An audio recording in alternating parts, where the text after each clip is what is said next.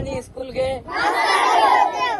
असांजी स्कूल खे हिकिड़ो स्कूल 200 शागिर्द पर उस्ताद रुगो हिकु न पीअण जो साफ़ पाणी ऐं नई वेहण लाइ फर्नीचर। तालके डीपले जे ॻोठ मिसरी महतर जी ढाणी जो गवर्नमेंट प्राइमरी स्कूल तबाही जो ॾेख ॾेई रहियो आहे। सिंध हुकूमत पारां तालीमी सुधारनि अरबें रुपयनि जी बजट ऐं एजुकेशन एमरजेंसी जे दावाउनि बावजूदि थरपारकर जी बहिराड़ी वारा इलाइक़ा अॼु बि तालीमी तबाही जो ज़िंदा सबूत बणियल आहिनि। हिन स्कूल जी सूरत-हाल सिंध जे तालीम खाते जी कारकर्दगी ते हिकु वॾो सवालिया निशान आहे, जिते गवर्नमेंट प्राइमरी स्कूल में 200 खां वधीक ॿारनि जे मुस्तक़बिल खे संभालण लाइ रुगो अकेलो उस्ताद मुक़ररु आहे। तालीम खाते जी वाज़े पॉलिसी आहे त हर 35 शागिर्दनि ते हिकु उस्ताद मुक़ररु कयो वेंदो त जीअं तालीमी मयार बरक़रार रही सघे, पर हिन स्कूल में इहा पॉलिसी हवा में उॾाई वई आहे। 200 ॿारनि ते हिकु उस्ताद जे हुजण जो मतिलबु आहे त हिकु उस्ताद खे गॾियल तौर ते 5 खां 6 क्लासनि खे हिक ई वक़्तु संभालणो पवे थो, जेको फ़नी तौर ते मुमकिन नाहे। ॻोठाणनि मूजिबि मामिलो रुगो उस्ताद जी खोट जो नाहे, पर स्कूल जी इमारत बेज़बू हाल बणियल आहे।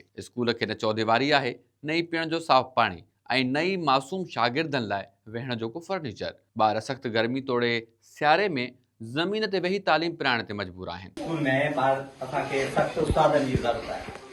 उन्हनि लाइ गुज़ारिश आहे त असांजा ॿार जेके ॿार पढ़नि पिया ऐं असीं ग़रीब माण्हू ॻोठाणा जेको एतिरो ख़र्चु नथा भरे सघूं, उन्हनि लाइ अपील आहे त ख़ुदा असांखे 2 वधि में वधि टीचर ॾियो, जीअं असांजी मुस्तक़बिल सेट थी सघे। असांजे स्कूल में 200 जे लॻभॻि ॿार स्कूल में पढ़ंदा, जेको मास्टर आहे हेठि असां वटि। हिकु मास्टर 6 किलोमीटर पंधु करे आहे थो, उहे सरो बाक़ी 4 साल रही आहे।